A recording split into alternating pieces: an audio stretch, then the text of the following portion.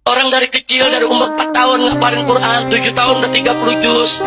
Terus dia pelajari tafsir Al-Quran, sampai 17 tahun dia keluar, ijazahnya nggak laku di negara. Melamar ke negara untuk jadi pegawai negeri, dianggap belum lulus SD, saudara. Padahal kemampuannya lebih hebat daripada dosen yang di universitas, saudara. Nah, kenapa nggak disamakan dia punya ijazah? Ada apa dengan negeri ini? Mereka hanya selembar kertas, ijazah SD, SMP, SMA, S1, S2, itu yang mereka berikan gaji, itu yang diakui oleh negara.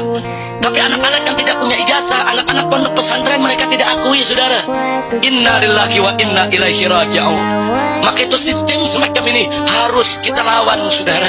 Sebelum SD, SD itu ada. Sebelum SMP, SMP itu ada. Sebelum SMA, SMA itu ada. Yang menjadi benteng pendidikan di Indonesia adalah pesantren. Saudara, itu pesantren Sidagiri, pondok pesantren terbesar NU punya di Jawa Timur, saudara. Itu usianya sudah hampir 300 tahun. Belum lagi pondok-pondok pesantren yang lainnya, saudara. Nggak main-main usia pondok-pondok pesantren tersebut. Itu menjadi benteng-benteng perlawanan kita. Dulu anak-anak kita dididik di sana, dijaga imannya, dijaga akhlaknya, dijaga syariatnya. Mereka lawan itu para penjaga, saudara. SD belum ada, SMP belum ada, SMA belum ada, universitas belum ada. Pesantren-pesantren yang berjuang mendidik masyarakat, mendidik umat, saudara, bahkan menjadi benteng daripada akidah umat Islam, saudara. Nggak sampai di situ saja, menjadi pos-pos perlawanan terhadap penjajah. Lah kok sekarang ijazahnya nggak diakui? Ada apa ini negeri, saudara? Oh, kalau mau diakui harus ikut ujian negara dulu. Mereka sudah ada sebelum negara ada, saudara. Jangan dibulak-balik. Negara Indonesia belum lahir, belum merdeka, pesantren sudah ada, saudara. Kenapa sekarang ijazah pesantren kok nggak dihargai? Mau jadi pegawai negeri nggak bisa, mau jadi tentara nggak bisa, mau melanjutkan kuliah ke perguruan tinggi negeri nggak bisa. Ada apa? Mestinya pemerintah memberikan persamaan dengan pendidikan pesantren, termasuk madrasah-madrasah saat ini, saudara, ijazahnya nggak diakui. Kita kan punya madrasah diniyah, saudara.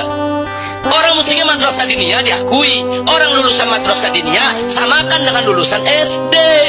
Kan lulusan SD bisa ke SMP, kenapa lulusan madrasah diniyah nggak bisa ke SMP? Kok dianak dirikan, saudara? Ada apa? Madrasah diniyah itu sudah ada semenjak adanya pondok-pondok pesantren. SD baru lahir kemarin, SMP baru ada kemarin, SMA baru ada kemarin. Saudara, perguruan tinggi kita baru ada setelah kita merdeka, saudara. Nah, kenapa sekarang ini kok pesantren mau dikucilkan? Bahkan dimunculkan propaganda, isu-isu untuk memfitnah pondok pesantren, saudara. Sekarang disebarluaskan di tengah masyarakat. Apa mereka bilang? Mau ngapain masuk pondok pesantren? Masa depannya suram. Untuk apa itu kalimat diungkapkan? Supaya anak Indonesia nggak pesantren lagi, saudara. Supaya mereka semua udah jauhkanlah pesantren. Itu pendidikan kuno. Itu pendidikan nggak ada harganya. Dia mau gulung pesantren pelan-pelan, saudara. Siapa bilang masa depan pesantren itu suram? Saudara, para pahlawan kita itu lulusan pesantren semua. Saudara, Panglima Besar Jenderal Sudirman yang mendirikan Tentara Nasional Indonesia itu ustadz di madrasah di Yogyakarta, saudara, lulusan pesantren. Kalau nggak ada Sudirman, lulusan pesantren yang mendirikan TNI, tentara sama polisi sampai saat ini belum ada, saudara. Jadi mesti kita tahu, saudara, lahirnya republik ini dari mana?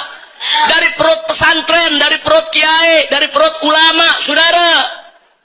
Anda jangan pikir Pancasila itu yang buat Bung Karno, saudara.